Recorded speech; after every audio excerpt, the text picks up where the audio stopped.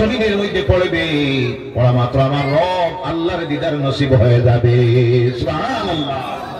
আর যদি ফিরে যাই তাহলে অবকাশী। এর জন্য মুমিন যারা দুনিয়ার কোন মহাশক্তিকে তারা পরোয়া করে না, যার জ্বলন্ত প্রমাণ দেখতেছেন ফিলিস্তিনের জমিন। কোন জমিন? আওয়াজ করে কথা বলেন, কোন জমিন? ফিলিস্তিনের মুসলমানগুলি আকাশের নিচে জমিনের উপরে এর চাইতে মজলুম আর কেউ নাই। হাজার হাজার নিরপরাধ শিশুরা, মারা, যুবকেরা শহীদ হচ্ছে, আল্লাহর জান্নাতে চলে যাইতেছে। বিশেষ করে স্বাধীনতা সংগ্রামী যারা সেখানে সংগ্রাম করতেছে, আজকে 2টা মাসের নিকরিব হয়ে গেল পৃথিবীর দ্বিতীয় মহাশক্তি জালেম স্বঘোষিত রাষ্ট্র, জবরদখলকারী রাষ্ট্র ইসরায়েলের মোকাবিলা করতেছে, এক কদম পিছনে যাইতেছে না। বলো সুবহানাল্লাহ। সুবহানাল্লাহ। আল্লাহ ওই স্বাধীনতা 90% মানুষ আল্লাহর কালাম কোরআন তিলাওয়াত জানে। নাউজুবিল্লাহ বললেন না? আর শস্য মাত্র ভুল আর একটা, যেটার কারণে আমাদের সমাজের মানুষ মনে করে নামাজ পড়ে, নামাজের সংখ্যা আগের থেকে বাড়ছে না কমছে? জি কথা বলেন, বাড়ছে না কমছে? বাড়ছে। সুদখোর বাড়ছে না কমছে? জি জেনা করে বাড়ছে না কমছে? হিরোইন ব্যবসায়ী বাড়ছে না কমছে? নেশার ট্যাবলেট ব্যবসায়ী বাড়ছে না কমছে? সব বাড়তেছে, নামাজিও বাড়তেছে।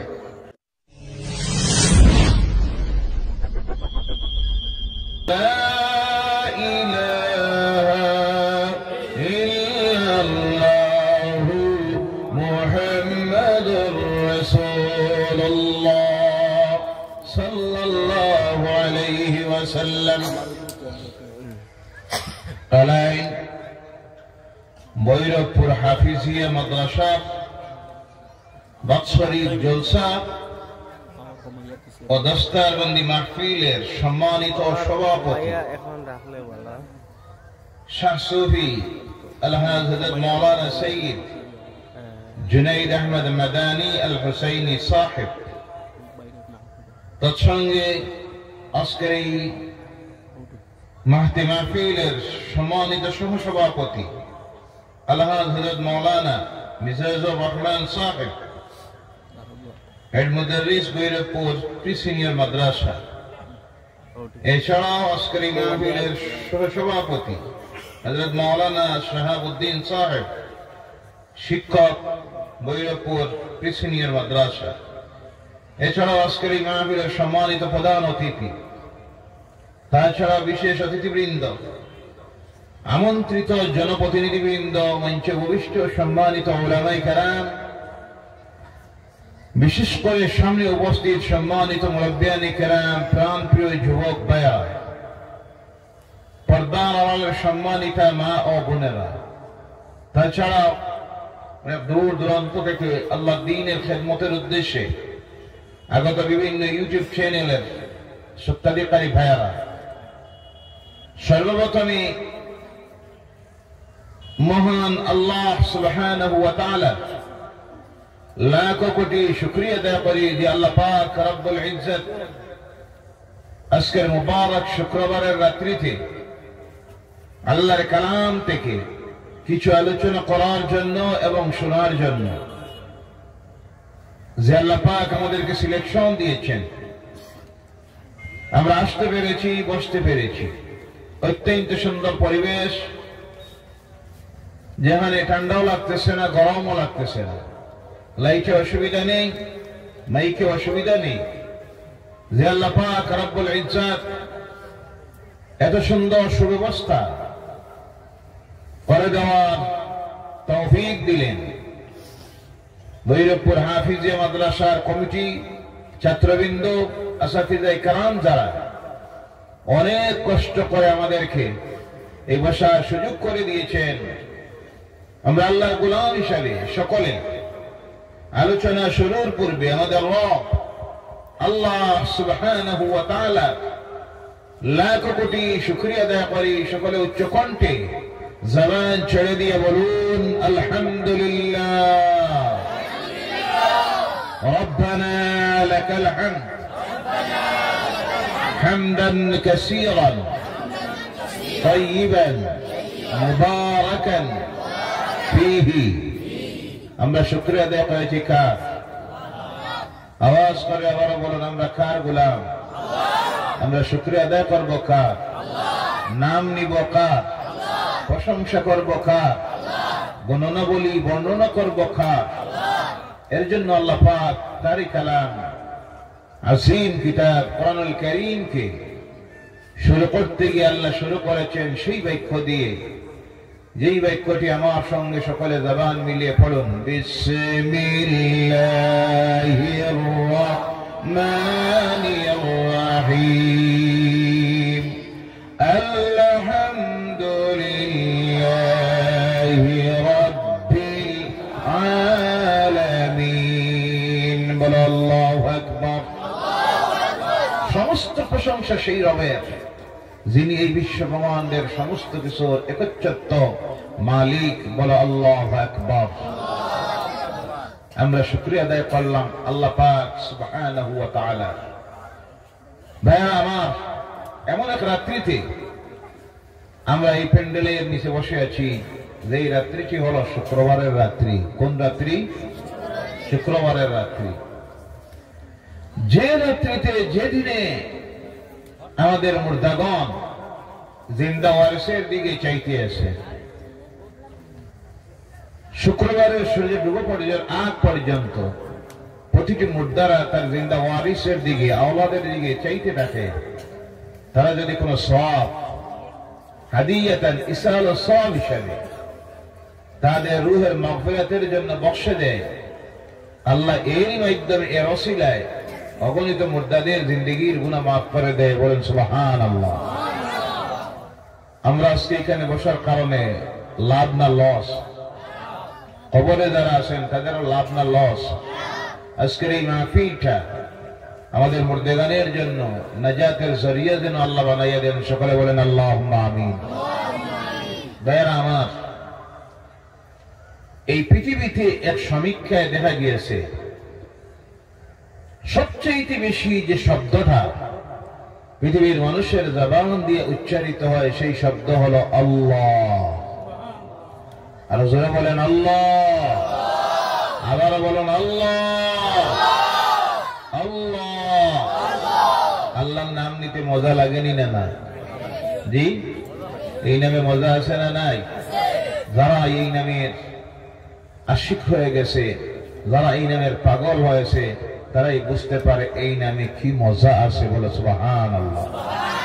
2 নম্বরে এক সমীক্ষায় দেখা গিয়েছে এই পৃথিবীতে আল্লাহর নামের পর যে নামটা দুনিয়ার মানুষের জবান দিয়ে সবচেয়ে বেশি উচ্চারিত হয় সেই নামটা হলো মুহাম্মাদুর রাসূলুল্লাহ সাল্লাল্লাহু আলাইহি ওয়াসাল্লাম। বলে সুবহানাল্লাহ।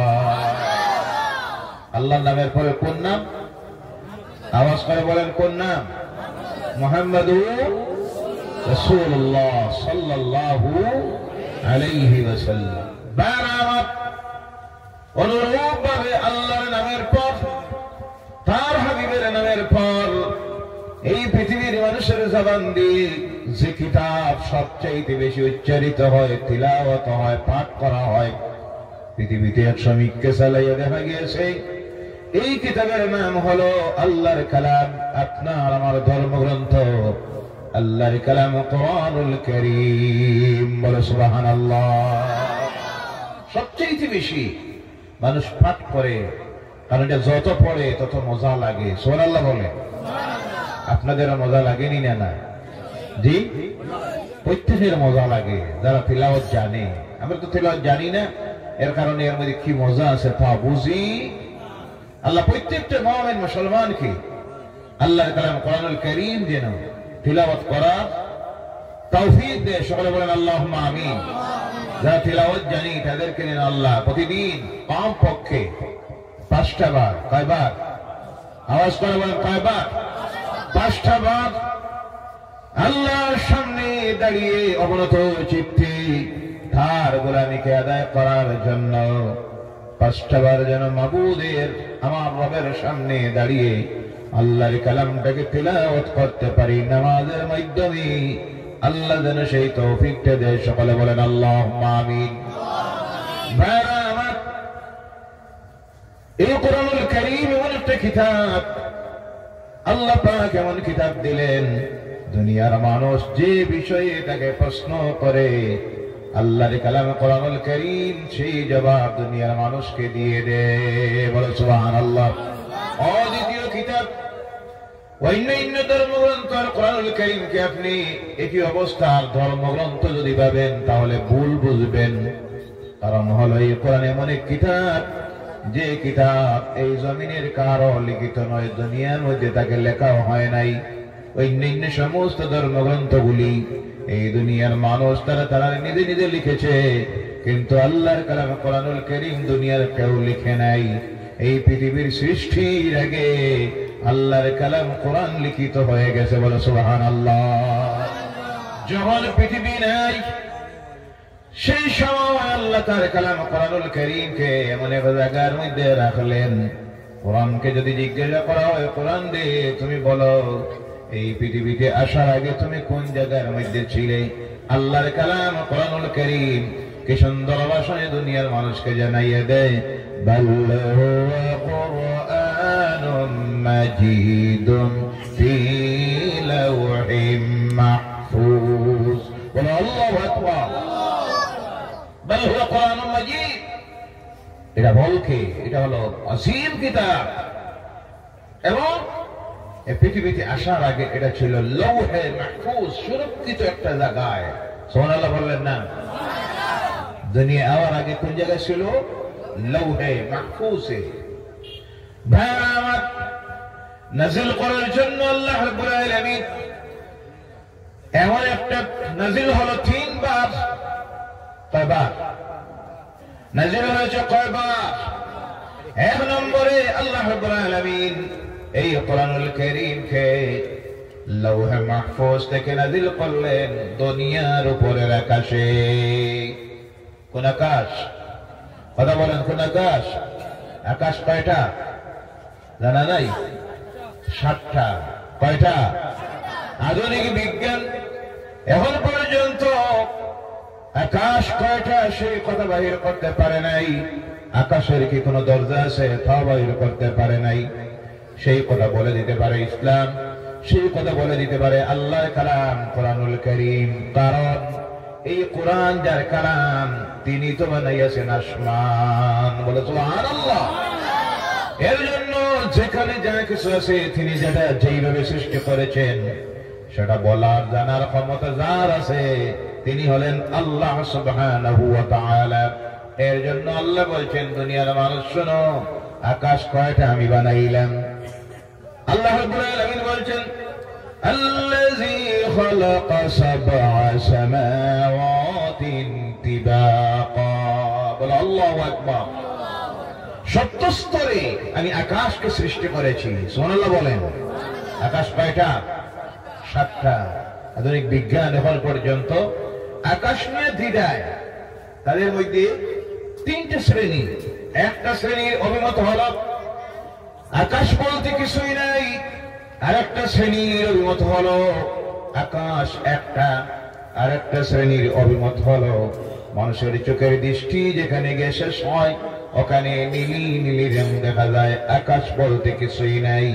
আমার আল্লাহ দুনিয়ার মানুষকে জানিয়ে দিতেছেন তার কালামের মাধ্যমে আকাশকে আমি সৃষ্টি করেছি 7 স্তরে 7টা। সুবহানাল্লাহ। ওই যে সর্বনিম্নে যে আকাশ, এই আকাশের মধ্যে দুনিয়ায় যত মানুষ আছে প্রত্যেক মানুষের জন্য 2টা দরজা। কয়টা? 1টা দরজা দিয়ে প্রতিটি মানুষের আমলনামা নাকি আল্লাহর দরবারে গিয়ে হাজির করা হয়, আর আরেকটা দরজা দিয়া দুনিয়ার প্রত্যেকটা মানুষের রিজিক জমিনের মধ্যে আসতে থাকে। একদিন আসবে যেই দিন প্রত্যেকটা মানুষের এই 2টা দরজা চিরদিনের জন্য বন্ধ হয়ে যাবে। যেই দিনে রিজিক শেষ হয়ে যাবে, যে দরজা দিয়ে রিজিক নাযিল হয় অবতীর্ণ হয়, আল্লাহ অর্ডার দিবেন আমার ফেরেশতারা আমার ওই বান্দার রিজিক শেষ হয়ে গেছে, এর জন্য যে দরজা দিয়ে তার রিজিকটা দেওয়া হয় ওই দরজাটা বন্ধ করে দাও। তার দরজা বন্ধ হয়ে যাবে। আর একদিন সেই দিন আপনার আমার রূহ কবজ করা হবে, করার পর নেককারদের রূহটাকে জান্নাতের কাফন দিয়া আল্লাহর ফেরেশতারা আকাশের দিকে নিয়ে যখন রওনা হবেন, ওই দরজার সামনে যাওয়ার পর আল্লাহর রহমতের ফেরেশতারা ওয়েলকাম জানাবে, মারহাবা জানাবে, স্বাগতম জানাবে। এই দরজা দিয়ে তার রূহটাকে নিয়ে রাখা হবে ইল্লিয়িনের মধ্যে। বদকার যারা তাদের রূহটাকে যখন নিয়ে রওনা করা হবে, এই দরজা দিয়ে আবার তার রূহ ঢুকবে, নিয়ে রাখা হবে যে জায়গার মধ্যে, সেই জায়গাটার নাম হবে সিজ্জিন। আল্লাহর বান্দাকে যখন কবরে নিয়ে রাখা হবে, আবার আল্লাহর পক্ষ থেকে বলা হবে এই রূহটা যেন তার ভিতরে ঢুকাইয়া দেওয়া হয়। নেককারদের রূহ ইল্লিন থেকে তার বডির মধ্যে ঢুকাইয়া দেওয়া হবে, আর বরকতদের রূহ সিজ্জিন থেকে তার বডির মধ্যে যেমনি ঢুকাইয়া দেওয়া হবে। তার জন্য সেই দরজাটাও বন্ধ হয়ে যাবে, আমলের দরজাটা বন্ধ হয়ে যাবে। তার আমল আর আল্লাহর দরবারে দেওয়ার প্রয়োজন হবে না। এই যে দেওয়া হলো বডির মধ্যে ঢুকাইয়া, নেককার যদি হয় এই জান্নাত তার কবর, তার জান্নাতের টুকরা হয়ে যাবে, বলেন সুবহানাল্লাহ। বদকার যদি হয় কবর হয়ে যাবে তার জন্য জাহান্নামের টুকরা। ওই জাহান্নামের আযাব আরম্ভ হলো তা কিয়ামত পর্যন্ত। এরপরে কিয়ামত, মিজান, হিসাব, ফুলসিরাত, নাজাত, জান্নাত, আর না হয় জাহান্নাম। এই হলো দুইটা দরজা। কয়টা? ভাইরা আমার, এই আকাশ জমিনের উপরের যে আকাশ, প্রথম লৌহে মাহফুজ থেকে কোরআনুল কারীম আসলো দুনিয়ার উপরের আকাশে, ওখান থেকে পৃথিবীতে দেওয়ার জন্য আল্লাহ পাক এর আগে ফিল্ডটাকে তৈরি করার জন্য পাঠাইলেন 1,23,999 জন নবী। বলে সুবহানাল্লাহ। মতান্তরে 2 লক্ষ। সর্বশেষ আল্লাহ যখন দেখলেন কোরআন দেওয়ার সময় হয়ে গেছে, সেই সময় আল্লাহ যাকে জমিনের মধ্যে প্রেরণ করলেন সর্বশেষ নবী হিসাবে, তিনি হলেন আপনার আমার নবী জনাবে মুহাম্মদুর রাসূলুল্লাহ সাল্লাল্লাহু আলাইহি ওয়াসাল্লামকে আল্লাহ জমিনে দিলেন। আর দেওয়ার পর সার কালাম কোরআন জমিনে আল্লাহ নাযিল করবেন। আল্লাহ দেখলেন আমার কোরআন হলো সম্মানী, আমার নবী মুহাম্মদুর রাসূলুল্লাহ হলেন সম্মানী নবী। এর জন্য এই কোরআনটাকে দিতে গিয়ে আল্লাহ এমন একটা মাসকে সিলেকশন দিলেন, যেই মাসটা 12টা মাসের মধ্যে সবচেয়ে সম্মানিত মাস, যেই মাসের নাম হলো রমজানুল মুবারকের মাস। বলো সুবহানাল্লাহ। যার জন্য আল্লাহ বলছেন বিসমিল্লাহির রহমানির রহিম, শাহরু রমাদানাল্লাযী উনজিলা ফীহিল কুরআন। বলো আল্লাহু আকবার। 12 মাসের মধ্যে কোন মাস সবচেয়ে সম্মানী? জি, আওয়াজ করে কথা বলেন, কোন মাস? রমজানুল মুবারকের মাস। এজন্য আল্লাহ সিলেকশন দিলেন কোরআনকে পাঠানোর জন্য রমজানের মাস। এই 365 দিনের মধ্যে 12টা মাসের মধ্যে একটা রাত্রিকে আল্লাহ সবচেয়ে মর্যাদাবান বানালেন, যেই রাত্রিটার নাম হলো লাইলাতুল কদরের রাত্রি। কেন সম্মানী হলো? প্রশ্ন আসতে পারে, কেন সম্মানী হলো? সম্মানী হওয়ার কারণ হলো আল্লাহর কালাম সবচেয়ে সম্মানিত যে কিতাব এই রাত্রিতে নাযিল হয়েছে, যার কারণে আল্লাহর কাছে সেই রাত্রিটা সবচেয়ে সম্মানী রাত্রি হয়ে গেছে। যার জন্য আল্লাহ বলছেন ইন্না আনজালনাহু ফি লাইলাতিল কদর। বলো আল্লাহু আকবার। সারা বছরের মধ্যে কোন রাত সম্মানী? জি, কথা বুঝতে আপনারা বুঝতে অসুবিধা হয়, তাহলে জবাব দিবেন সারা বছরের মধ্যে কোন রাতটা সম্মানী? লাইলাতুল কদরের রাত্রি। বলেন সুবহানাল্লাহ। কার কারণে? কোরআনের কারণে। কার কারণে? কতটুকু সম্মানী? আল্লাহকে প্রশ্ন করার আগে আল্লাহ নিজে উত্তর দিতেছেন, লাইলাতুল কদরি খায়রুম মিন আলফি শাহর। বলো সুবহানাল্লাহ। 1000 মাসের চাইতে উত্তম। 1000 মাস রোজা রাখলে আর রাত্রিতে ইবাদত করলে যে সব হয়, এক রাত্রিতে ইবাদত করলে আমার রব আল্লাহ পাক তার সমতুল্য সব আমল নামায় দিয়ে দেন। বলো সুবহানাল্লাহ।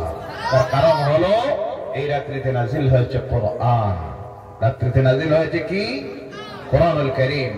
কোরআন যদি নাজিল হওয়ার কারণে এই রাত্রির এই মর্যাদা হয়, কোরআন নাজিল হওয়ার কারণে এই মাসের যদি এই মর্যাদা হয়, তাহলে কোরআন যাদের সিনার ভিতরে ঢুকে যায় তাদের মর্যাদা সম্মান কতটুকু আল্লাহর কাছে কিছু অনুমান করা যায়নি না? না,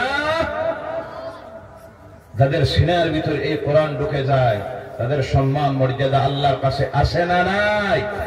আওয়াজ করে বলেন আসে না নাই? ভাইরা আমার, শুধু তা আমার, যারা এই কোরআন পড়বে, যারা এই কোরআন মানবে, যারা এই কোরআনের আদেশ মানবে, নিষেধ মানবে, কোরআনের উপর আমল করবে, তারাও আল্লাহর কাছে সবচেয়ে সম্মানিত মাখলুক হয়ে যায়। সৃষ্টির মানুষ যদিও সব আশরাফুল মাখলুক, আল্লাহর সৃষ্টির সেরা জগৎ, কিন্তু আবার এই মানুষের মধ্যে আল্লাহ কোয়ালিটি তৈরি করেন। কোয়ালিটি তৈরি করতে গিয়ে এক নম্বরে যে জিনিসটা দিয়ে আল্লাহ কোয়ালিটি তৈরি করে তার নাম হলো ঈমান। তার নাম এর জন্য জেনে রাখবেন, ঈমান বহুত বড় একটা নিয়ামত। এই নিয়ামত আল্লাহ প্রত্যেককে দেয় না, প্রত্যেকের জন্য সেটা নসিব হয় না। যার মুকদ্দরে ঈমান আছে সেই ব্যক্তি জমিনে সবচেয়ে সম্মানী আল্লাহর কাছে হয়ে যায়।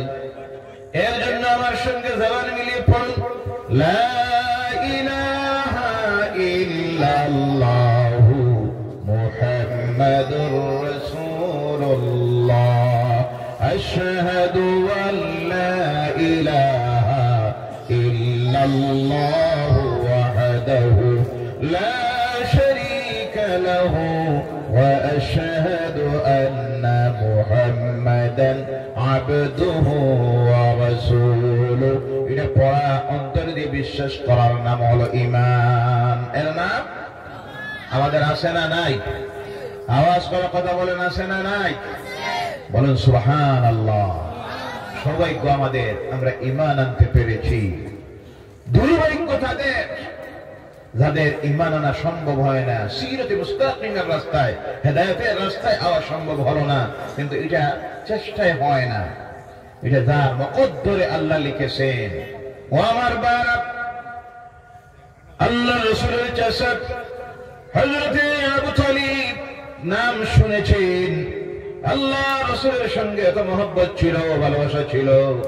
বাবা যখন হারাইলেন জন্মের আগে, মা যখন হারাইলেন 6 বছর বয়সে, 7 থেকে 8 বছর বয়সে আল্লাহ রাসূল দাদাও হারালেন। এবার চাচা হয়ে গেলেন গার্জিয়ান। ইতিহাস প্রমাণ করতেছে ওই চাচা নিজের আওলাদের চাইতে বেশি দেখে ভালোবাসতেন। তিনি ছিলেন মুহাম্মদুর রাসূলুল্লাহ সাল্লাল্লাহু আলাইহি ওয়াসাল্লাম। ওই ভাতিজার জন্য জেল পর্যন্ত কাটিলেন, 3 বছরের জেল চাচা। এরপরে দেখা গেল মক্কার কুরাইশের নেতা যারা একদিন সিদ্ধান্ত নিল, আলোচনা করে, চলো আবু তালিবের কাছে যাই, গিয়ে জানাইয়া দেই, আবু তালিব তুমি তোমার ভাতিজাকে সতর্ক করে দাও, তোমার এই ভাতিজা আমাদের ওই দেবদেবতা সম্পর্কে বিভিন্ন কটূক্তি করে, আমাদেরকে নিয়ে ডং তামসা করে, বিভিন্ন ভাবে কথা বলে আমাদের সমাজের মধ্যে বিভেদ তৈরি করেছেন, ফিতনা তৈরি করেছেন। তোমার ভাতিজাকে এইসব কাজ থেকে তুমি বিরত করে নাও, নতুবা আমরা তোমার ভাতিজার বিরুদ্ধে চূড়ান্ত সিদ্ধান্ত নিব। চাচা আবু তালিব আল্লাহ রাসূল সাল্লাল্লাহু আলাইহি সাল্লামকে কিছু বললেন না। আর কয়েকটা দিন গেল, চূড়ান্ত সিদ্ধান্ত নিল মক্কার নেতৃস্থানীয় কাফিরেরা, মুশরিকেরা। আল্লাহ রাসূলের চাচা আবু তালিবের কাছে এসে বলল, আবু তালিব তোমার ভাতিজাকে সর্বশেষ তুমি জানাইয়া দেও, এবার তোমার ভাতিজা যদি তার এই কাজ থেকে বিরত না হন, তাহলে আমরা এমন ব্যবস্থা নিব, আবু তালিব তোমার বিরুদ্ধে আমরা ব্যবস্থা নিতে বাধ্য হব। এবার আবু তালিব আল্লাহ রাসূল সাল্লাল্লাহু আলাইহি সাল্লামকে ডাক দিয়ে বলেন, ভাতিজারে তোমার দায়িত্ব আমি নিয়েছি, তোমার গার্জিয়ান আমি। তারা এইভাবে বলে গেল, তুমি কাজ থেকে যেন বিরত হয়ে যাও, এবং সঙ্গে বলে গেল তোমার উদ্দেশ্য কোনটা, তুমি কি চাও। তুমি যদি চাও নেতৃত্ব, তাহলে তারা তোমাকে নেতা বানাইয়া দিবে। তুমি যদি চাও সুন্দরী কোন মেয়েকে বিবাহ করার জন্য, সব মক্কার সবচেয়ে সুন্দরী মেয়েটা তোমাকে তারা দিয়ে দিবে, বিবাহ দিবে। ধন সম্পদের জন্য যদি তুমি করে থাকো, তাহলে তাও বলে দে তারা সবে মিলে মক্কার সবচেয়ে বড় ধনী তোমাকে বানাইয়ে দিবে। আল্লাহ রাসূল বললেন, ও আমার চাচা, আপনি তাদেরকে রেজাল্টটা উত্তরটা জানাইয়ে দিবেন। আমি নেতৃত্ব পাওয়ার জন্য নয়, সুন্দরী মেয়েকে বিবাহ করার জন্য নয়, টাকা পয়সার জন্য নয়, তারা ওই যে প্রলোভন আমাকে দেখাইতেছে। এটা তো দূরের কথা, আকাশের চাঁদ যদি আমার হাতের মধ্যে নিয়ে তারা তুলে দেয়, এক হাতে চাঁদ আর এক পাশে যদি সূর্য, তাহলে আমি মুহাম্মদ আল্লাহর কসম করে বলতেছি ওই সব কোনো কিছুর আমার প্রয়োজন নাই। আমি আমার দায়িত্ব আদায় করতে থাকবো। আল্লাহ পাক আমাকে যে দায়িত্ব দিয়েছেন, আমার দায়িত্ব হলো দুনিয়ার মানুষের কাছে পৌঁছাইয়া দেওয়া। লা ইলাহা ইল্লাল্লাহু মুহাম্মাদুর রাসূলুল্লাহ সাল্লাল্লাহু আলাইহি ওয়াসাল্লাম। এবার তারা সিদ্ধান্ত নিল, বয়কট করলো। একটা চুক্তিনামা লেখলো, লিখে আল্লাহর ঘরের দেওয়ালে নিয়ে লাগাইয়া রাখলো, মুহাম্মদ এবং তার সঙ্গের সাথী যারা, তাদেরকে আমরা কোনো কিছু তাদের কাছ থেকে খরিদ করব না, তাদের কাছে কিছু বেচবো না, রাস্তাঘাট বন্ধ, কথাবার্তা বন্ধ, সকল প্রকারের লেনদেন বন্ধ। আল্লাহ রাসূল এখন বাধ্য হয়ে সঙ্গের সাথীদেরকে নিয়ে শিয়ারে আবু তালিব গিরি গুহায়, তিন দিকে পাহাড়, একদিকে শুধু রাস্তা, সেই জায়গায় আল্লাহর হাবিব সঙ্গের সাথী যারা যারা আল্লাহর দ্বীন গ্রহণ করেছিলেন তাদেরকে নিয়ে সেখানে থাকা শুরু করলেন, সঙ্গে আবু তালিব। কিন্তু আবু তালিব তখন আল্লাহর দ্বীন গ্রহণ করেন নাই। বাতিজার কারণে একাকী বাতিজাকে কিভাবে ছেড়ে দিব সম্ভব নয়। বাতিজার সঙ্গে চলে গেলেন সেখানে 3 বছর। এমন অবস্থা তৈরি হলো, খানি নাই, পানি নাই। আল্লাহ রাসূলের সাহাবীরা পেটের ক্ষুধার যন্ত্রণায় প্রথম এই ছাগলের চামড়া, উটের চামড়া রাত্রিবেলায় পানির মধ্যে ডুবাইয়া রাখতেন, একটু নরম হতো, আর সকাল বেলায় তা চিবিয়ে নিজের ক্ষুধা নিবারণ করতেন।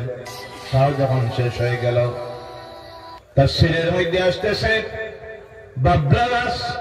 সৌদি আরবে যারা গিয়েছেন দেখেছেন মরুভূমির মধ্যে কিছু গাছ ফোটে, আর আকালেরা উট চড়ায়, উটগুলি সেই গাছের পাতা কিছু খায়। গাছের মধ্যেও কাঁটা, পাতার মধ্যেও কাঁটা। আল্লাহ রাসূলের সাহাবীরা ক্ষুধার যন্ত্রণায় সেই সব পাতাগুলি মুখের মধ্যে দিয়ে চাবাইতেন।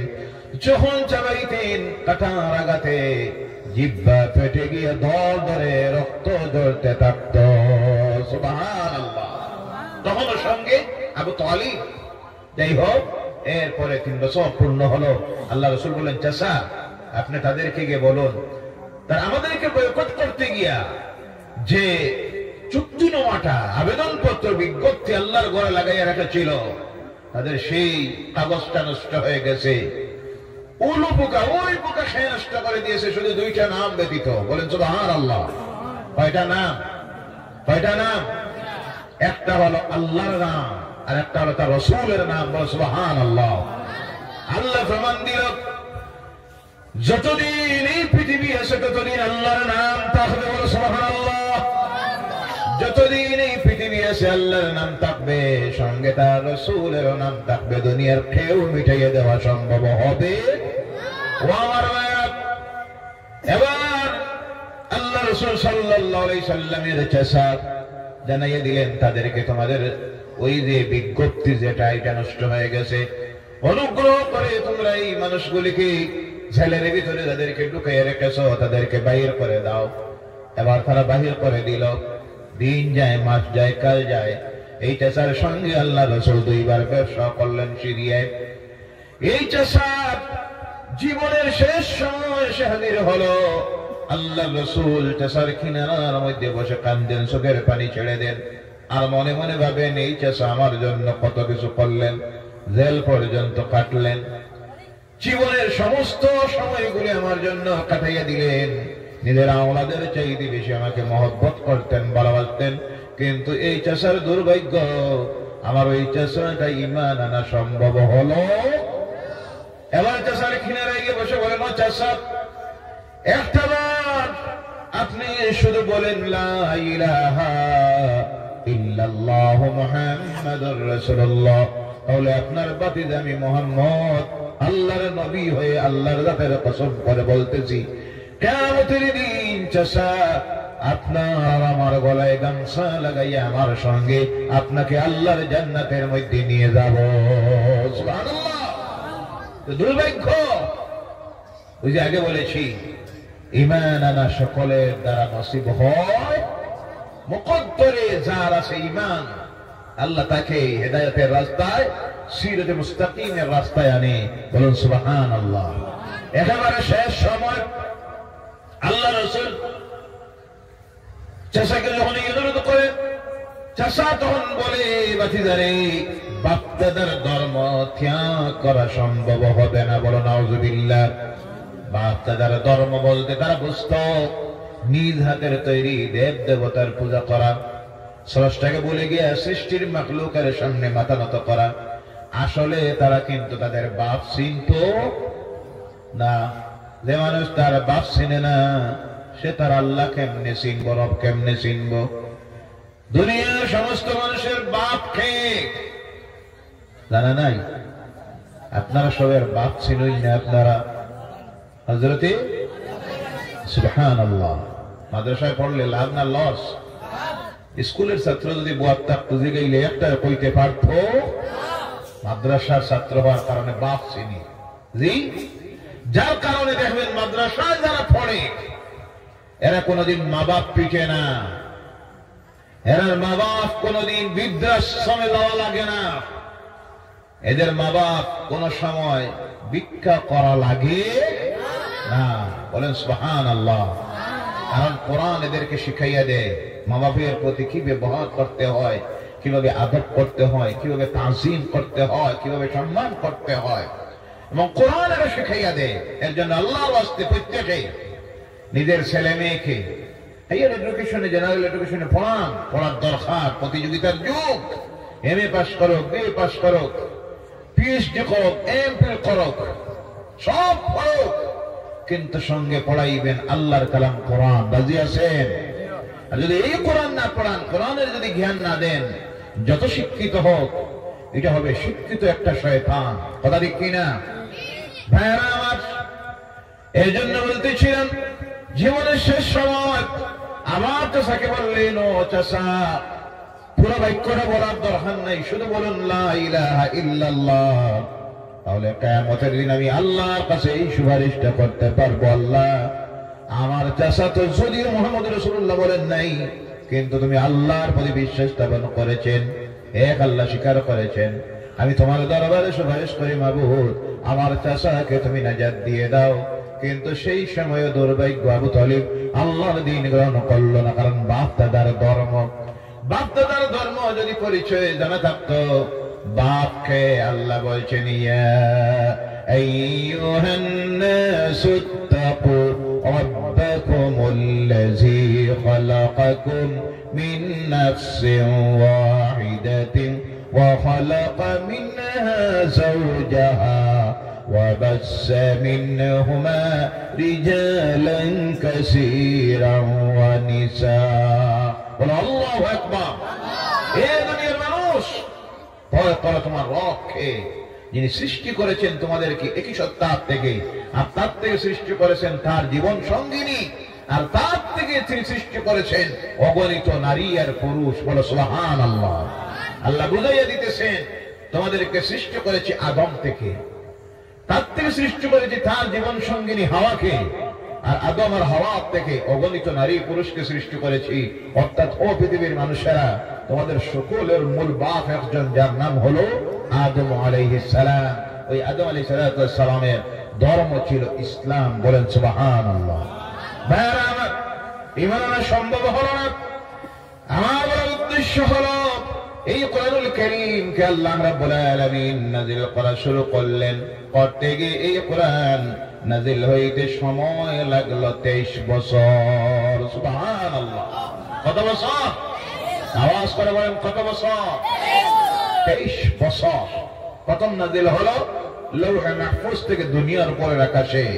ওখান থেকে সময়ে প্রয়োজনে এক আয়াত, কোন সময় দুই আয়াত, কোন সময় এক রুকু, কোন সময় সূরা প্রথম কমপ্লিট সূরা হিসেবে আল্লাহ যে সূরাকে নাযিল করলেন সেই সূরার নাম হলো সূরা আল ফাতিহা। কোন সূরা? সূরা আল ফাতিহা। এর জন্য কোরআনুল কারীমে আল্লাহ যা আলোচনা করেছেন সমস্ত কিছু ঢুকাইয়ে দিয়েছেন এক সূরার মধ্যে, যেই সূরার নাম হলো সূরা আল ফাতিহা। এর জন্য আল্লাহর বিধান হলো যারা মুমিন হবে, মুসলমান হবে, তারা রোজ কমপক্ষে 5 বার, কয়বার? আওয়াজ করে বলেন কয়বার? 5 বার। ফজরের সময় 4 বার, যোহরের সময় 12 বার, শুক্রবার হইলে যোহরের সময় 2 বার। জি ঠিক আছে, বুঝা যায়? সব তো বুঝেন। যোহরের সময় 12 বার, জুম্মাবার হইলে 2 বার, মানে জুম্মার নামাজ 2 রাকাত। আমি কইলাম 2 বার, আপনারা ফিরিস্তা লাগাই বইরিলা, বোঝা গেল না মানু না ফিরিস্তা। কয়বার? শুক্রবারে কয়বার জানা নাই? আপনারা জুম্মা টুম্মা পড়ইতো কয় রাকাত?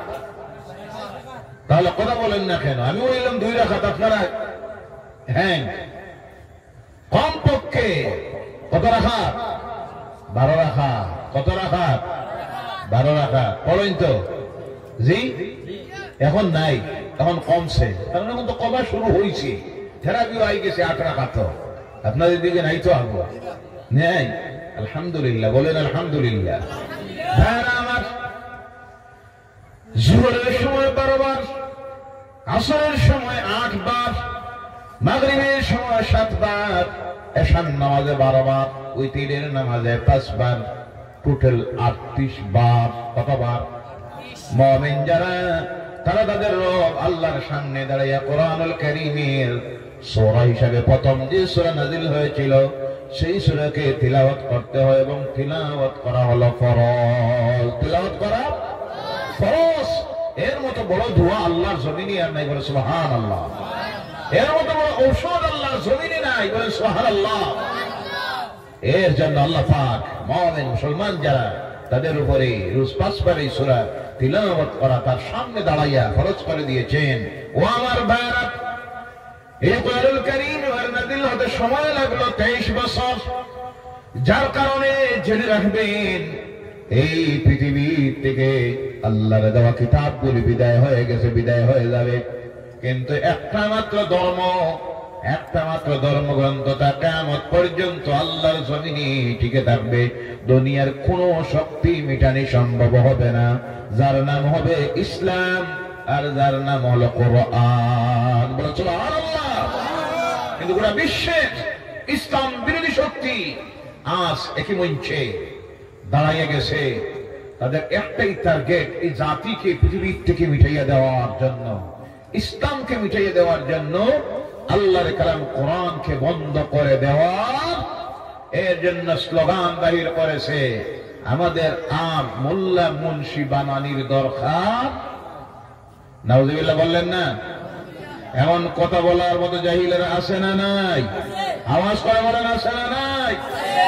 আমাদের স্লোগান হলো, আমি বলি, যারা বলে আর ডাক্তার, যারা বলে আজকে মোল্লা মুন্সি আর বানানির দরকার নাই, ডাক্তার, ইঞ্জিনিয়ার, বৈজ্ঞানিক এখন বানানির দরকার, আমি বলি ভালো কথা, সুন্দর কথা, এটা তোমার জন্য প্রযোজ্য হতে পারে, আমার জন্য নয়। কারণ তোমার শুধু ডাক্তারের প্রয়োজন, তোমার শুধু ইঞ্জিনিয়ারের প্রয়োজন, বৈজ্ঞানিকের প্রয়োজন, এইভাবে আরো যারা যারা আছে তার প্রয়োজন। আমার জন্য প্রয়োজন হলো ডাক্তারের, আছে না নাই?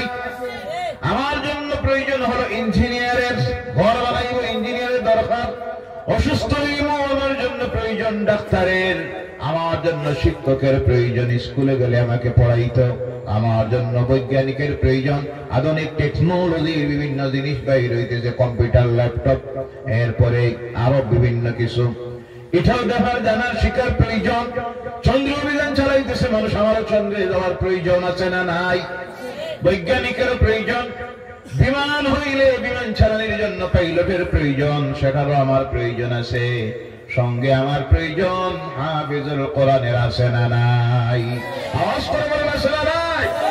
আমার জন্য প্রয়োজন কারি সাহেবের, আমার জন্য প্রয়োজন প্রয়োজন মুফাসসিরুল কোরআনের, আমার জন্য প্রয়োজন মুহাদ্দিসের, আমার জন্য প্রয়োজন আলিমের। কারণ আমি মসজিদে গেলে নামাজ পড়ানোর জন্য ইমাম লাগবে না? আমি মরলে পরে আমার জানাজার নামাজে লাগবে, তোমার জানাজার নামাজে নাই, তোমাকে নেওয়া হবে, মুখে আগুন ধরানি হবে, তুমি জলে শেষ হয়ে যাবে। আমি মরলে পরে আমার জানাজার নামাজের প্রয়োজন আছে। আমাকে কবরে নিয়ে যখন রাখা হবে, প্রতিদিন আমার কবরের কিনারায় গিয়ে আমি তখন আর আল্লাহর কাছে হাত তুলতে পারবো না, তিলাওয়াত করতে পারবো না। আমার কবরের গুনাহ থেকে মুক্ত পাওয়ার জন্য, কবরের আযাব থেকে আমি নাজাত পাওয়ার জন্য আমার কবরের কিনারায় গিয়ে দাঁড়িয়ে কিছু মানুষ থাকার প্রয়োজন, যারা আল্লাহর কালাম থেকে তিলাওয়াত করবে। শুক্রবারের দিন, শবে বরাতে, শবে কদরে, ঈদের দিনে গিয়ে তিলাওয়াত করে আল্লাহর দরবারে হাত তুলবে, এমন মানুষের প্রয়োজন আছে না নাই? আল্লাহর কালাম কোরআনুল কারীম আমাকে বুঝাইয়া দেওয়ার জন্য মুফাসসিরুল কোরআনের দরকার আছে, মুহাদ্দিসের আমার দরকার আছে। আল্লাহর কালামে, আল্লাহর হাবিবের হাদিস আমাকে বুঝাইয়া দিবেন, না হয় আমার সমাজের মানুষগুলি গুমরাহির রাস্তায় চলে যাবে, পথ ভ্রষ্টতার দিকে চলে যাবে, আল্লাহর নাফরমানির দিকে চলে যাবে। এর জন্য আমাদের স্লোগান হলো, আমরা ডাক্তার চাই, ইঞ্জিনিয়ার চাই, পাইলট চাই, বৈজ্ঞানিক চাই, মোল্লা চাই, মুন্সি চাই, হাফিজুল কোরআন চাই, কুরআউল কোরআন চাই, শুদ্ধ কোরআন তেলাওয়াত করবে, মুফাসসিরুল কোরআন চাই, কোরআন আমাকে বুঝাইয়া দিবে, মুহাদ্দিস চাই। এটা আমার দরকার আছে না নাই? আওয়াজ করবার আছে না নাই? যাদের এই সব জ্ঞান নাই তারাই বলতে পারে আর মোল্লা মুন্সি বানানির দরকার নাই, আমাদের দরকার আছে। বলুন সুবহানাল্লাহ। আরে জোরে বলুন সুবহানাল্লাহ। ও আমার ভাইরা ও মুসলমানেরা, এর জন্য আল্লাহর কালাম কোরআনুল কারীমে জমিনে আসতে সময় লেগেছে 23 বছর। এই কোরআন জমিনের সত্য নিজ পর্যন্ত প্রতিষ্ঠিত হয়ে গেছে। এটা সাধারণত অন্যান্য ধর্মগ্রন্থের মতো নয়, যার ইচ্ছা যখন হবে ফুক দিয়ে উড়িয়ে দিবে, এটা কোনো সময় সম্ভব হবে। যারা এর বিরোধিতা করেছে তারাই জমিন থেকে মিটে গেছে। সাময়িক কিছু সময়ের জন্য ধৈর্য ধরতে হয়, কথা ঠিক কিনা? ধৈর্য হারাবেন না, মনোবল হারাবেন না। জালেমদের জুলুমের শেষটা সীমা আছে না নাই? সাময়িক বাতিল পৃথিবীতে দুইটা জিনিস সব সময় ছিল, একটা ছিল হক, একটা ছিল বাতিল। একটা হলো গুনাহ, একটা হলো নেকি, একটা হলো অন্যায়, আর একটা হলো ন্যায়। কোন সময় দেখা গেছে এই পৃথিবীতে ন্যায়ের পক্ষে যারা, বাতিলের সামনে কোন সময় তারা নত হয়ে গেছে, কিন্তু এটা ছিল সাময়িক কিছু সময়ের জন্য। কোন সময় দেখা গেছে মজলুমেরা জালিমের সামনে নত হয়ে গেছে, কিন্তু সেটা ছিল সাময়িক। সর্বত্রই পৃথিবীর ইতিহাস প্রমাণ করতেছে বাতিল কোন সময় টিকে থাকতে পারে নাই হকের সামনে, অন্যায় কোন সময় ন্যায়ের সামনে টিকে থাকতে পারে নাই, গুনাহ কোন সময় নেকির সামনে টিকে থাকতে পারে নাই। কারণ আল্লাহ রাব্বুল আলামিনের কালাম কোরআনুল কারীম দুনিয়ার মানুষকে জানাইয়ে দিতেছে, জাআল হাক্কু ওয়া যাহাকাল বাতিল ইন্নাল বাতিলা কানা যাহুকা। বলো আল্লাহু আকবার। এর জন্য কোরআন আছে, থাকবে। বলুন সুবহানাল্লাহ। সাময়িক কোন সময় বাতিলরা যদি এর বিরুদ্ধে কামিয়াব হয়ে যায়, মনোবল হারাবেন না, ধৈর্য ধরবেন, ইনশাআল্লাহ। বলুন ইনশাআল্লাহ। পরিবর্তন আছে না নাই? পরিবর্তন করার মালিক কে? আল্লাহ রাব্বুল আলামিন। এর জন্য আমার ভাইরা, এই কোরআনুল কারীম যাদের জমিনে থাকে, জমিন থেকে যাতে মিশে না যায়, এর হেফাজতের দায়িত্ব নিয়েছেন স্বয়ং আল্লাহ। আল্লাহ রাব্বুল আলামিন বলছেন, ইন্না নাহনু নাযালনা যিকরা ওয়া ইন্না লাহু লাহাফিজুন। বলো আল্লাহু আকবার।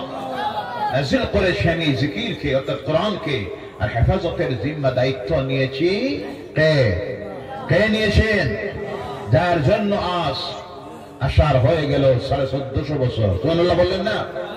কত বছর? 1450 বছর বিরোধিতা করেছে, ষড়যন্ত্র করেছে মিটাইয়ে দেওয়ার জন্য, কিন্তু মিটাইতে পারে নাই। বিভিন্ন সময় হাফেজুল কোরআনদেরকে আল্লাহ হাবিবের কাছে এসে বলল, আপনার সাহাবীদের মধ্য থেকে যারা সুন্দর কোরআন তিলাওয়াত করেন, যাদের বেশি তিলাওয়াত জানা আছে, আমাদের সঙ্গে দিয়ে দেন কয়েকজনকে। সিলেকশন তারা করে দিল অমুক অমুক সাহাবী, কারণ তারা জানে আল কোরআনুল কারীমের হাফেজ, তারা জানে এরা সুন্দর তিলাওয়াত করেন। আমাদের সঙ্গে দিয়ে দিলে আমাদের এলাকায় গিয়ে তারা আল্লাহর কালামের দাওয়াত দিবেন, তিলাওয়াত করবেন। আল্লাহ রাসূল এদের কোরআনের উপরে বিশ্বাস স্থাপন করে 70 জনের মতো আল্লাহ রাসূলের সাহাবী যারা কোরআনুল কারীমের হাফেজ ছিলেন তাদের সঙ্গে দিয়ে দিলেন। রাস্তায় যাওয়ার পর ইসলামের দুশমনেরা তাদের আসল রূপ প্রকাশ করলো, এদের বিরুদ্ধে যুদ্ধ ঘোষণা দিল। তারা বলল, ভাইয়েরা আমরা তো যুদ্ধের জন্য আসি নাই, কিন্তু যখন যুদ্ধের ডাক দিয়েছ যুদ্ধের জন্য আমরা প্রস্তুত আছি না নাই। কারণ হল তারা মুমিন, মুমিন যারা তারা দুনিয়ায় আল্লাহ ছাড়া কাউকে ভয় করে, কাউকে ভয় করে, যুদ্ধকে ভয় করে। তাদেরকে জানাইয়ে দেওয়া হলো তোমরা সারেন্ডার হয়ে যাও, আল্লাহর দ্বীন ত্যাগ করে দাও, না হয় তোমাদের মরতে হবে। আল্লাহ রাসূলের সাহাবীরা পরামর্শ করে বললেন, আমরা তো এই দুনিয়ায় এসেছি একটাই আমাদের টার্গেট, সেটা হলো আল্লাহর সন্তুষ্টি আর আল্লাহর জান্নাতে যাওয়া। সুবহানাল্লাহ। কারণ আমাদেরকে তো আল্লাহই নিজে জানাইয়ে দিয়েছেন, ইন্নাল্লাহা ইশতারা মিনাল মুমিনিনা আনফুসাহুম ওয়া আমওয়ালাহুম বিআন্না লাহুমুল জান্নাহ। বলো সুবহানাল্লাহ। আল্লাহ মুমিন যারা তাদের জান এবং মাল আল্লাহ খরিদ করে নিয়েছে বহুত আগেই, বিনিময় আল্লাহ দিবেন যেটা তার নাম হলো জান্নাত। সুবহানাল্লাহ বলে। আমাদের জানের মালিক কে? আমাদের মালের মালিক কে? এই জান মাল কার কাছে বিক্রি করে দিয়েছি, বিনিময় হলো আল্লাহর জান্নাত। তখন তারা বললেন, ভাইরা যুদ্ধ করতে আর অসুবিধা নাই, কারণ মরি যদি হব শহীদ, আর শহীদ হইতে পারলেই তো আমাদের মকসুদে মঞ্জিলে আমরা পৌঁছে যাব, কিয়ামতের দিন বিনা হিসাবে আল্লাহর জান্নাতের মধ্যে চলে যাব। বলো সুবহানাল্লাহ। আর যদি আল্লাহর রাস্তায় যদি নিজের কল্লা দিতে পারি, রক্তের উপরে যখন জমিনের মধ্যে পড়বে, পড়া মাত্র আমার রব আল্লাহর দিদার নসিব হয়ে যাবে। সুবহানাল্লাহ। আর যদি ফিরে যাই তাহলে অবগাসী। এর জন্য মুমিন যারা দুনিয়ার কোন মহাশক্তিকে তারা পরোয়া করে না। যার জ্বলন্ত প্রমাণ দেখতেছেন ফিলিস্তিনের জমিন। কোন জমিন? আওয়াজ করে কথা বলেন, কোন জমিন? ফিলিস্তিনের মুসলমানগুলি আকাশের নিচে জমিনের উপরে এর চাইতে মজলুম আর কেউ নাই। হাজার হাজার নিরপরাধ শিশুরা, মারা, যুবকেরা শহীদ হচ্ছে, আল্লাহর জান্নাতে চলে যাইতেছে। বিশেষ করে স্বাধীনতা সংগ্রামী যারা সেখানে সংগ্রাম করতেছে, আজকে 2টা মাসের নিকটে হয়ে গেল পৃথিবীর দ্বিতীয় মহাশক্তি জালেম স্বঘোষিত রাষ্ট্র, জবরদখলকারী রাষ্ট্র ইসরায়েলের মোকাবিলা করতেছে, এক কদম পিছনে যাইতেছে না। বলো সুবহানাল্লাহ। আল্লাহ ওই স্বাধীনতা কামী ফিলিস্তিনি মুজাহিদদেরকে যেন কামিয়াব করে, সকলে বলেন আল্লাহুম্মা আমিন। বিশ্ব মুসলমানের প্রথম কিবলা মসজিদুল আকসা যেন আল্লাহ আবার বিশ্ব মুসলমানের হাতে ফিরাইয়া দেয়, বলেন আল্লাহুম্মা আমিন। যারা শহীদ হচ্ছেন আল্লাহ তাদের শাহাদাতকে যেন কবুল করে, বলেন আল্লাহুম্মা আমিন। আল্লাহ তার গায়বী শক্তি দিয়া স্বাধীনতাকামী মুজাহিদদেরকে যেন হেফাজত করে, বলেন আল্লাহুম্মা আমিন। কিন্তু দুঃখ লাগে, আফসোস লাগে, সেই সময়ে বিশ্বের 100-282 কোটির ঊর্ধ্বে মুসলমান, কিচ্ছু করা সম্ভব হচ্ছে না। 57টি ইসলামী রাষ্ট্রের রাষ্ট্রনেতা এতিমের মতো দাঁড়াইয়া দর্শকের ভূমিকা পালন করতেছে, কথা ঠিক কিনা? তার কারণ হলো ওই ক্ষমতায় যেগুলি আছে একটার ভিতরে আল্লাহর ভয়, একটা মুমিন নয়, সবগুলি হলো ইহুদি নাসারাদের 5টা গোলাম, তাদের দালাল, যার কারণে তারা যা কয় তারা তা বলে। এদের ডরে আর বয়ে তারা একটা কথাও বলতে পারে না। এবং সবচেয়ে বড় বুবা শয়তানের ভূমিকা যেটা নিতেছে, এটা হলো সৌদি আরবের যুবরাজ নামের শয়তান, কথা ঠিক কিনা? যে আজকে নেতৃত্ব দেওয়ার কথা ছিল, একটা কথা তার জবান দিয়ে এদের বিরুদ্ধে বাইর হক, আল্লাহ এগুলিকে হেদায়েত করুক। সবাই বলেন আল্লাহুম্মা আমিন। এর কারণ হলো তাদের এবং আমাদের ভিতর থেকে চলে গেছে আল্লাহর ভয়। কার ভয়? যারা আল্লাহর ভয় অন্তরে তাদের এসে যায়, দুনিয়ার কোন শক্তিকে তারা ভয় করে না। যার জন্য দেখতেছেন সেই জমিনে যারা নিজের মাতৃভূমির রক্ষার্থে স্বাধীনতার সংগ্রামে নিজের জীবনকে উৎসর্গ করে দিতেছে, হেসে হেসে তারা আল্লাহর জান্নাতে যাইতেছে। বলে সুবহানাল্লাহ। আবারও বলি, আল্লাহ তাদেরকে কামিয়াব করুক। সকলে বলেন আল্লাহুম্মা আমিন। এই মসজিদ সেই মসজিদ যে মসজিদে আমার নবী মুহাম্মদ রাসূলুল্লাহ সাল্লাল্লাহু আলাইহি ওয়াসাল্লাম 1,23,999 জন নবীকে পিছনে মুক্তাদি হিসাবে দাঁড় করাইয়া ইমাম হয়ে 2 রাকাত নামাজ পড়াইয়াছিলেন। সেই মসজিদ হলো মসজিদুল আকসা। বলে সুবহানাল্লাহ। ওই মসজিদ থেকে আমার রাসূল মিরাজের সফর আরম্ভ করেছিলেন। ওই মসজিদের নাম আল্লাহ তার কালাম কোরআনে উল্লেখ করেছেন। আল্লাহ বলছেন সুবহানাল্লাযী আসরা বিআবদিহি লাইলাম মিনাল মাসজিদিল হারামি ইলাল মাসজিদিল আকসা। আল্লাহু আকবার। ও আমার ভাইরা বলতেছিলেন, এই কোরআনুল কারীমকে বিভিন্ন সময় জমিন থেকে উৎখাত করে দেওয়ার চেষ্টা করা হয়েছে, বন্ধ করে দেওয়ার চেষ্টা করেছে, কিন্তু যারাই করেছে তারাই কামিয়াব হতে পারে নাই।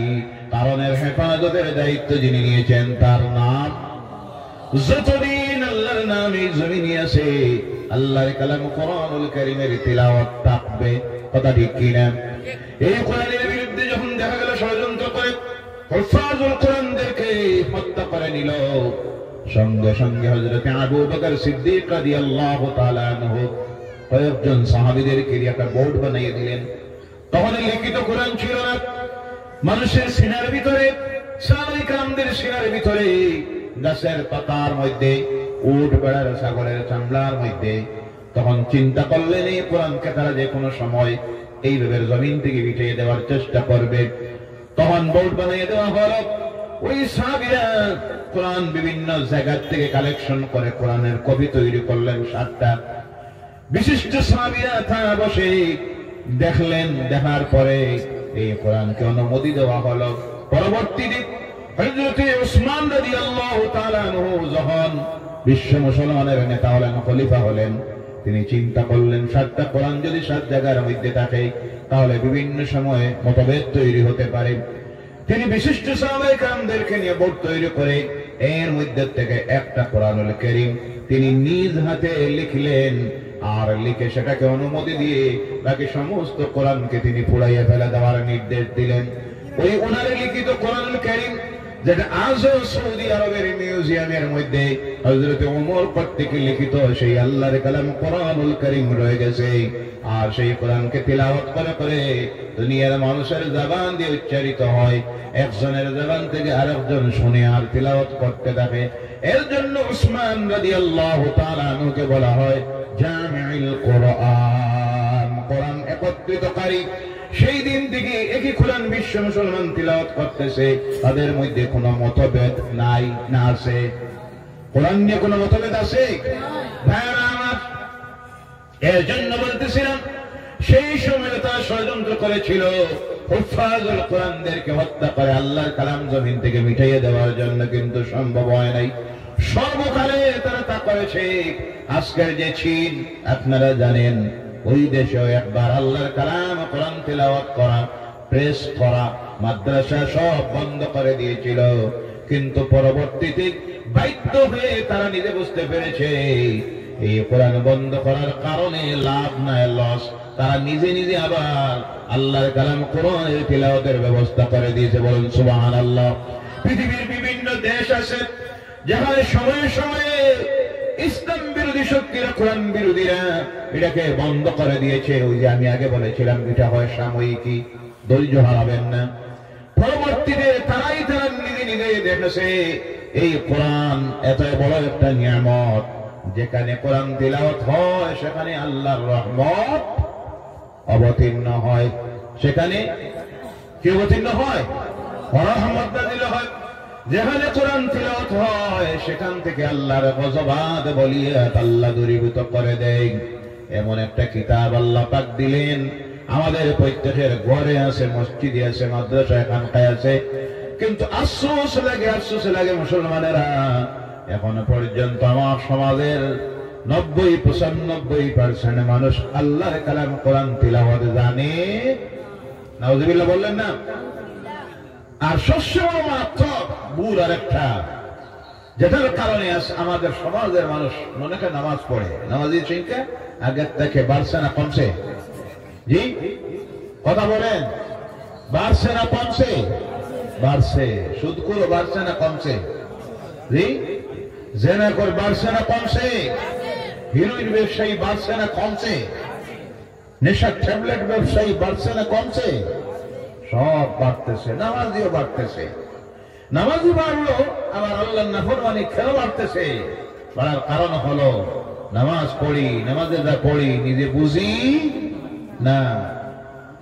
এক ভদ্রলোক, হিন্দু ভদ্রলোক, মসজিদের কিনারা দিয়ে তার বাড়ি যাওয়ার রাস্তা দিয়ে যায়, যাওয়ার সময় ফলো করে, অনেক সময় মসজিদের দিকে চায়, যারা মসজিদে করে কি, মসজিদে করে কি দেখে।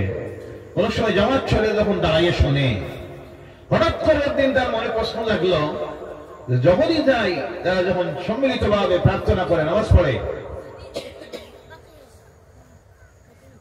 তখন দেখি তাদের ইমাম যিনি, তিনি যখন দাঁড়াইতে গিয়ে প্রতিদিন শুনি উনি বলেন সামি আল্লাহু লিমান হামিদা। আছে না নাই? চিন্তা করে ইমাম প্রতিদিন একটা মেয়ের জন্য শুধু দোয়া করেন, যে মেয়েটার নাম হলো হামিদা। কোনটা? হামিদা। এই মহল্লায় গ্রামে কি আর কোন মেয়ে লোক নাই? অনেক তো আছে, ফাতেমা আছে, জোহরা আছে, কুলসুম আছে, আয়েশা আছে, বিভিন্ন আছে। ইমাম সাহেব শুনে প্রত্যেক দিন যখন আমি যাই দেখি, তাহলে হামিদার জন্য দোয়া করে। ব্যাপারটা কি? হামিদা নামের মহিলাটা কি একটু ভালো? ইমাম সাহেব দোয়া করেন। সিদ্ধান্ত নিল, আমার বাড়ির কিনারায় 4 জন মুসলমান ভদ্রলোক আছে যে নামাজ পড়ে। কে করে? নামাজ পড়ে। গিয়েছে এর কাছে, গিয়ে জিজ্ঞাসা করলো, ভাই একটা জিনিস বুঝতে পারি না, তোমাদের মসজিদের ইমাম সাহেব প্রতিদিন যখন নামাজ পড়ায় শুধু একটা মেয়ের জন্য দোয়া করে, যে মেয়েটার নাম হলো হামিদা। আমি অনেক সময় দাঁড়াইয়া দেখি ইমাম সাহেব শুধু বলে সামি আল্লাহু লিমান হামিদা। ব্যাপারটা কি? ওই নামাজি তখন বলল, ঠিক তো, তুমি যা বলছো আমিও তা দেখি। ইমাম সাহেব প্রতিদিন আর কারোর জন্য দোয়া করে না, শুধু একটা মেয়ের জন্য দোয়া করে, সেটা হলো সামি আল্লাহু লিমান হামিদা। ঠিক আছে, আজকে আমিও যাবো, গিয়ে ইমামকে জিজ্ঞাসা করবো। মসজিদে গেছে, যে বলে ইমাম সাহেব রাগ করবেন না, একটা কথা আপনাকে জিজ্ঞাসা করবো। আজ 25 বছর থেকে আমি নামাজ পড়ি, নামাজে যখন আই দেখি আপনি শুধু একটা মেয়ের জন্য দোয়া করেন, আর কারোর জন্য দোয়া করেন না। ইমাম সাহেব বলেন, কার জন্য? আপনি প্রত্যেক দিন শুধু বলেন সামি আল্লাহু লিমান হামিদা, আর কেউ নাই। ইমাম সাহেব চিন্তায় পড়লেন, এই লোকটারে কি দিয়ে বোঝাই? আর মনে মনে চিন্তা করেন, আহারে, এই তো হলো আমার সমাজের মানুষের অবস্থা, যারা নামাজের মধ্যে দাঁড়াইয়া রাখে, কোরআন বাদ দেন, নামাজের মধ্যে দাঁড়াইয়া যে আল্লাহু আকবার কয়, এর অর্থটাও জানে। সামি আল্লাহু লিমান হামিদা বলে, এটার অর্থ জানে না। সুবহান রাব্বিয়াল আলা বলে, এটাও বুঝে না। সুবহান রাব্বিয়াল আযীম বলে, 40 বছর থেকে নামাজ পড়তেছে, এর অর্থ জানে না। সূরা ফাতিহা তো দূরের কথা। এই যদি হয়, একজন নামাজের অবস্থা দেখেন, ইমাম এসে জিজ্ঞাসা করতেছে, একটা মেয়ের জন্য কেন দোয়া করেন? মানে নামাজে সে যে দাঁড়াইয়া যা করে নিজেও তা জানে না, এর কারণে নামাজের সংখ্যা বাড়তেছে, নামাজ চলতেছে। এই নামাজ আমার সমাজের মানুষের চরিত্রের উপর আসর করে না, বুঝে না জানে পড়তেছি। এর জন্য আমার বলার উদ্দেশ্য হল, কমপক্ষে প্রত্যেকটা মুসলমান আল্লাহর ওয়াস্তে সেই দিন চলে গেছে। আজকে হলো আধুনিক বিজ্ঞানের যুগ, কম্পিউটারের যুগ, স্যাটেলাইটের যুগ, ইন্টারনেটের যুগ। মানুষের মধ্যে পরিবর্তন আসতেছে, পরিবর্তন আর পরিবর্তন।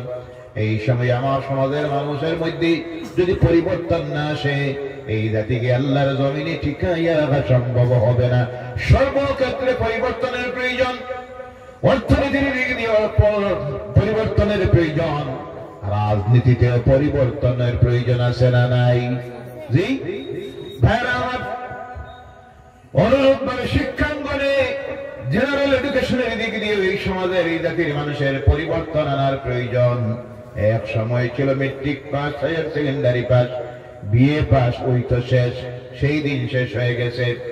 এখন আপনি প্রত্যেকটা সেক্টরে, মেডিকেল কলেজে, ইঞ্জিনিয়ারিং কলেজে, তাছাড়াও বড় বড় নামি দামি ইউনিভার্সিটি গুলিতে আপনার আমার ছেলে মেয়েকে দিয়া শিক্ষিত একটা সমাজ তৈরি করতে হবে। যেই সমাজ থেকে তৈরি হবে IAS officer, ACS officer, IPS officer, DC তৈরি হবে, এসপি তৈরি হবে, সুপ্রিম কোর্টের বিচারপতি হবে, হাইকোর্টের বিচারপতি হবে, শিক্ষিত রাজনীতিবিদ তৈরি হবে, ইঞ্জিনিয়ার তৈরি হবে, ডাক্তার তৈরি হবে। এমন একটা সমাজ প্রতিষ্ঠিত করতে হবে। এই প্রতিযোগিতায় টিকে থাকতে হলে অনুরূপভাবে পরিবর্তন আনতে হবে। ধর্মীয় জ্ঞানের অঙ্গনে শুধু কোরআন কিছু তিলাওয়াত শিখলাম, সূরা আলাম তারাত থেকে সূরা নাস পর্যন্ত, এই দিন শেষ। গোটা কোরআন তিলাওয়াত শিখতে হবে, কোরআন মুখস্থ করতে হবে। আপনারা ভাবতে পারেন মুখস্থ কেমনে করব? পৃথিবীর বিভিন্ন দেশ আছে, যেমন সৌদি আরব, সেই দেশের প্রত্যেকটা নাগরিক, ছোট বাচ্চা যারা আমাদের মতো, তাদের আলাদা মক্তব শিক্ষার ব্যবস্থা নাই। তাদের শিক্ষাঙ্গনগুলিতে সরকারি যে বিদ্যালয় আছে, আমাদের এখানে হাই স্কুল, কলেজ, ইউনিভার্সিটি, তাদের প্রত্যেকটা শিক্ষাঙ্গনের মধ্যে আল্লাহর কালাম কোরআনুল কারীমকে শুদ্ধভাবে গোটা কমপ্লিট কোরআন তিলাওয়াত মুখস্থ করানি হয়। বলে সুবহানাল্লাহ।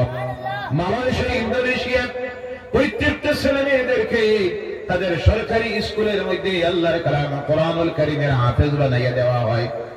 আরো দূরে যাবেন কেন আপনি, উত্তরপ্রদেশ, সেখানের মধ্যে বিভিন্ন মক্তবগুলি, যেগুলির মধ্যে বিভিন্ন মক্তব আছে, সেখানে ছোট বাচ্চাগুলিকে সকালবেলায় শুদ্ধ আল্লাহর কালাম তিলাওয়াত সহ গোটা কোরআন মুখস্থ বানাইয়া দেওয়া হয়।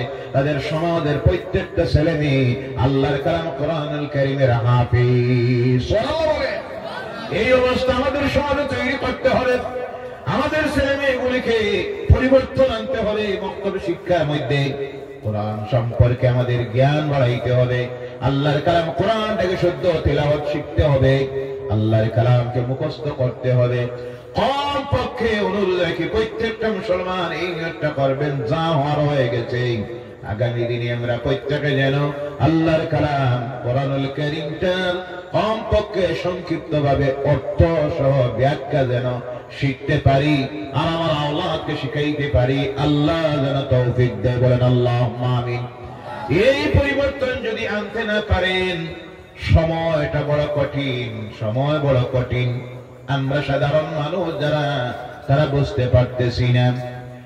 সমাজের শিক্ষিত মানুষ যারা, সমাজ নিয়ে যারা সচেতন, শিক্ষিত সমাজ, চিন্তাশীল সমাজ, আমার সমাজের সুশীল সমাজ যারা, যারা অফিস আদালতে যায়, শহরাঞ্চলে ঘুরে, কোর্ট কাছারিতে যায়, বিভিন্ন রাজনীতির সঙ্গে যারা জড়িত, তারা আজকে চিন্তায় পড়েছে এই জাতির, এই সমাজের মানুষের বিরুদ্ধে যেইভাবে বিভিন্ন ষড়যন্ত্র রচনা করা হচ্ছে, এদেরকে জমিনে পঙ্গু করে দেওয়ার জন্য অর্থনীতির দিক দিয়া, চাকরির দিক দিয়া, শিক্ষার দিক দিয়া, রাজনীতির দিক দিয়া, এই সময়ে যদি এখনো এই সমাজের মানুষ সচেতন না হয়, এই জাতির ভবিষ্যৎ অন্ধকার। এই জাতির ভবিষ্যৎ কি আছে আল্লাহ ছাড়া কেউ জানে না। ডিলিমিটেশন, জি বুঝোই বুঝোই, দুনিয়ার খবর রাখবা। এরপরে এনআরসি, রিচেক, আরো কত কিছু, সব ষড়যন্ত্রের মোকাবিলা করার জন্য এই জাতির সমাজের পরিবর্তন আনার প্রয়োজন আছে না নাই? আল্লাহ যেন পরিবর্তন হওয়ার তৌফিক দেয়। সকলে বলেন আল্লাহুম্মা আমিন। ওয়া মা আলাইনা ইল্লাল বালাগ ওয়া আখিরু দাওয়ানা আলহামদুলিল্লাহি রাব্বিল আলামিন। লা ইলাহা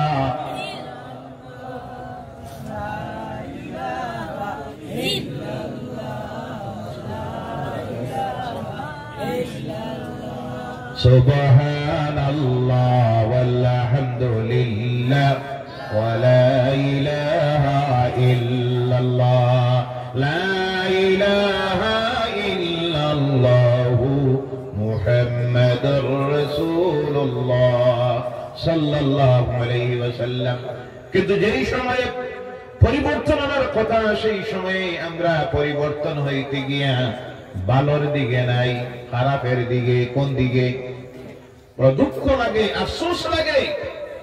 সোশ্যাল মিডিয়া, কিছু সংখ্যক মিডিয়া আছে যাদের তো কাজই হলো সর্বসময় আমরা কোন দিকে হাঁটতেছি, কেমনে বইতেছি, কোথায় পেশাব করতেছি, কোথায় পায়খানা করতেছি, এর দিকে শুধু লক্ষ্য রাখে। আছে না নাই? আমাদের ভালো দিকগুলি তারা তুলে ধরতে চায় না। কিন্তু এই যে দুঃসময় যখন জাতির চলতেছে, যখন জাতি ভালোর দিকে পরিবর্তনে আসার প্রয়োজন, সেই সময় আমার সমাজের কিছু কুলাঙ্গারেরা এই সোশ্যাল মিডিয়ার দ্বারা ইসলাম বিরোধী, কোরআন বিরোধী, তাদের হাতে সমালোচনা এই জাতির ইসলামের কোরআনের করার হাতিয়ার তুলে দিতেছে। আছে না নাই?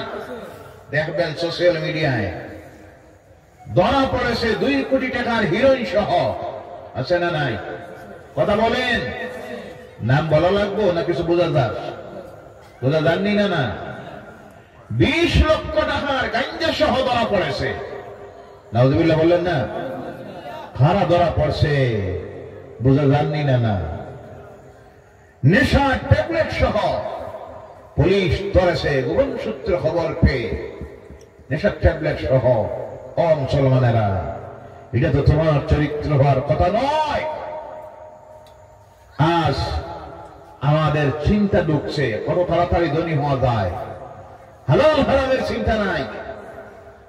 কত তাড়াতাড়ি শুধু ধনী হওয়া যায়, হালাল হোক আর হারাম হোক। এই জাতির সেই চরিত্র হতে পারে। আমরা সেই নবীর উম্মত। গতকাল বলেছিলাম ত্রিপুরায় যুব আহলে সুন্নাতুল জামাতের আঞ্চলিক ধর্মনগর আঞ্চলিক সম্মেলন ছিল। সেখানে বলেছিলাম সেই নবীর উম্মত আমরা, যেই নবী মা ফাতেমার ঘরে গিয়ে প্রতিদিন ঢুকতেন 2 বার, কমপক্ষে কয়বার? সকালবেলায় 1 বার, বিকালবেলায় 1 বার। বেশিরভাগ অনেক সময় জোহরের নামাজের পর মা ফাতেমার ঘরে গিয়ে ঢুকতেন এর খবর নেওয়ার জন্য। একদিন আল্লাহ রাসূলকে ঢুকেছেন, ঢুকে দেখেন ফাতেমা বসে বসে জোহরের নামাজ পড়তেছেন। আল্লাহ রাসূলের রাগ উঠে গেছে।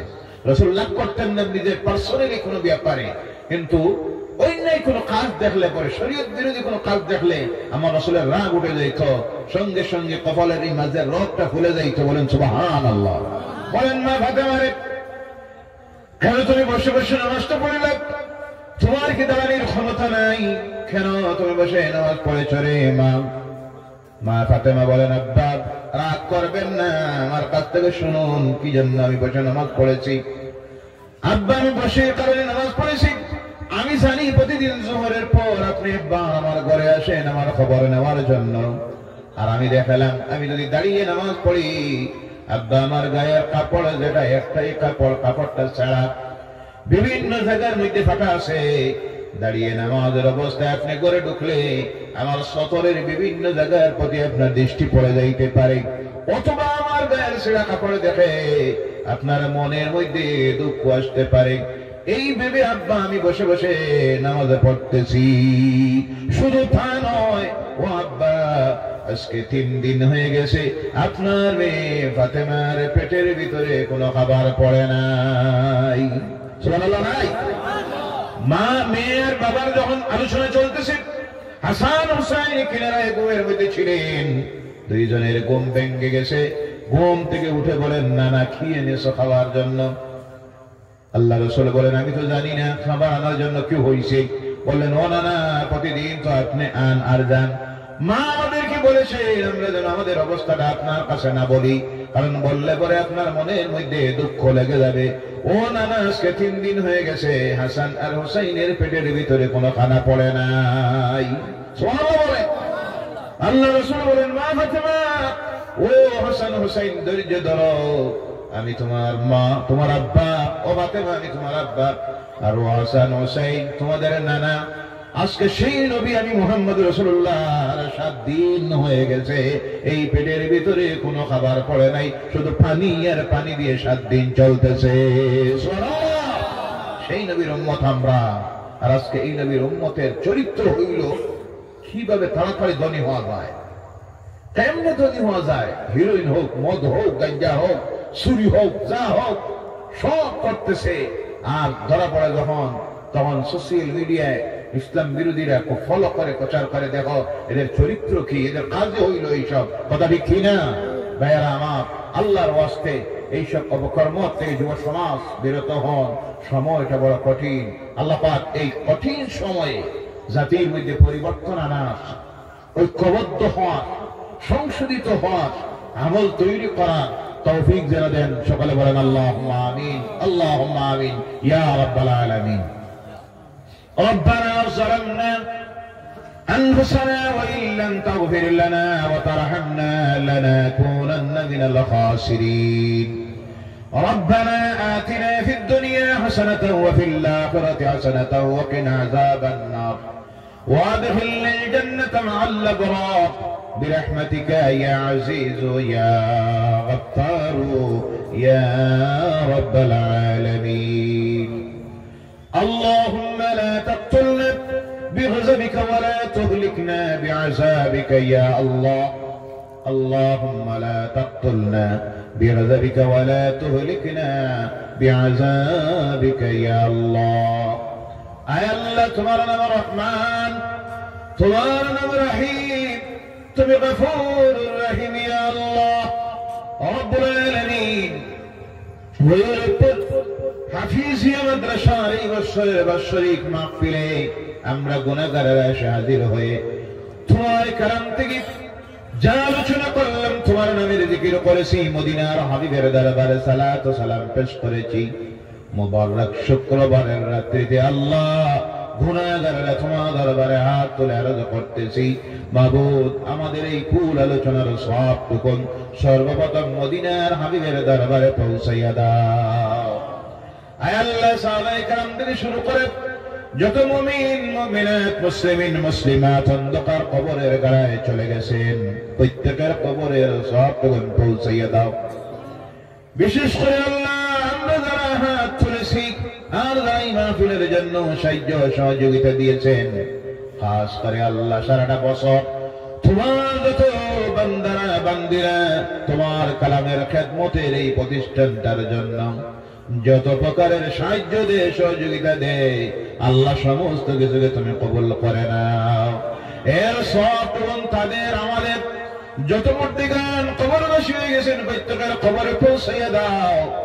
আজকের এই মুবারক রাত্রির খাতিরে, এই মাহফিলটার খাতিরে আল্লাহ আমাদের জীবনের গুনাহগুলি মাফ করে দাও।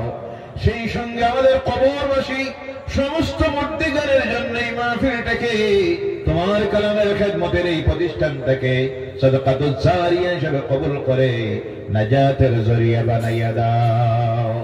রব্বুল আলামিন, বিশেষ করে আমাদের যাদের মা বাপ, দাদা দাদি, নানা নানি, শ্বশুর শাশুড়ি, আত্মীয় স্বজন, বন্ধু বান্ধব, ভাই বোনেরা, প্রতিবেশীরা, মহল্লাবাসীরা অন্ধকার কবরের গায়ে যারা চলে গেছেন, আজকের এই মাহফিলটার খাতিরে তাদের জীবনের গুনাহগুলি মাফ করে দিয়া তাদের অন্ধকার কবরগুলিকে জান্নাতের টুকরা বানাইয়া দাও। রব্বুল আলামিন, বিশ্ব জুড়ে ইসলামের বিরুদ্ধে, কোরআনের বিরুদ্ধে, তোমার হাবিবের বিরুদ্ধে, মুসলমানদের বিরুদ্ধে যত অপশক্তিরা ঐক্যবদ্ধ হয়েছে জমিন থেকে ইসলামকে, কোরআনকে, মুসলমানকে, মসজিদ মাদ্রাসাকে মিটাইয়া দেওয়ার জন্য আল্লাহ তোমার গায়বী শক্তি দিয়া এদের সকল প্রকারের ষড়যন্ত্রকে দুর্বল করে দিয়া তুমি সমস্ত কিছুকে হেফাজত করে না। রব্বুল আলামিন, আবু জেহেলি যত শক্তি, ফিরআউনি যত শক্তি, নমরুদ যত শক্তি মাথা ছাড়া দিয়ে উঠেছে, আল্লাহ তুমি আবু জেহেলকে, নমরুদকে, ফিরআউনকে যেইভাবে ধ্বংস করেছিলে, আজ তোমার কাহারিয়তের সেই পাওয়ারটা একটাবার দেখাও। আয় আল্লাহ, আমরা যারা তোমাদের গায়ে হাত তুলেছি আমাদের প্রত্যেকের দিলের নেক আশাগুলি পূর্ণ করে দাও। প্রত্যেকের রুজিতে বরকত দেও, আমলে বরকত দেও, ইলমে বরকত দেও, হায়াতে বরকত দেও, মালের মধ্যে বরকত নাযিল ফরমাও। আয় আল্লাহ, আমাদের জান মাল আল ইজ্জত আবরু মসজিদ মাদ্রাসা কোরআন আমাদের বাড়ি ঘর আমাদের বিবি বাচ্চা সব তোমার কুদরতের হাতের হাওয়ালা তুমি মাবুদ হেফাজত করে নাও রব্বুল আলামিন এই জমিনে আমরা কেউ চিরস্থায়ী নয় চলে যাব কোন সময় যাওয়ার ডাক আসবে আল্লাহ বারবার তোমার দরবারে রোজ করি মোটটা যখন দিবা আল্লাহ রাস্তাঘাটে ফেলাইয়া বোধ দিও না নামাজ রোজা করে কাফনের ভিতরে ঢুকাইও না বিনা তওবায় বিনা ওযুতে আল্লাহ আমাদের মোটটা দিও না জীবনের শেষ সময়টা যখন হাজির হবে নূরের নবী নয়নের সামনে হাজির করে দিও আর দুনিয়ার জীবনের শেষ কথাটা আমাদের জবানটা দিয়ে বারবার জারি করে দিও লা ইলাহা ইল্লাল্লাহু মুহাম্মাদুর রাসূলুল্লাহ সুবহান রাব্বিকা রাব্বিল ইজ্জাতি আম্মা ইয়াসিফুন ওয়া সালামুন আলাল মুরসালিন ওয়াল হামদুলিল্লাহি রাব্বিল আলামিন আসসালামু আলাইকুম ওয়া রাহমাতুল্লাহ